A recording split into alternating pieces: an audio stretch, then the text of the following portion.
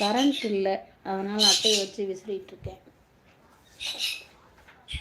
வரவங்கெல்லாம் silent watch பண்ணுறீங்களே, like பண்ணலாம், comment பண்ணலாம், வாங்க லைவ் பேசலாம்.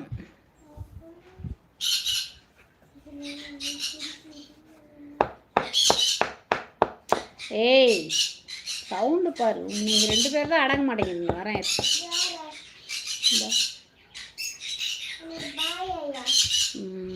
16 பேர் இருக்கீங்க. லைக் பண்ணுங்கள், கமெண்ட் பண்ணுங்கள்,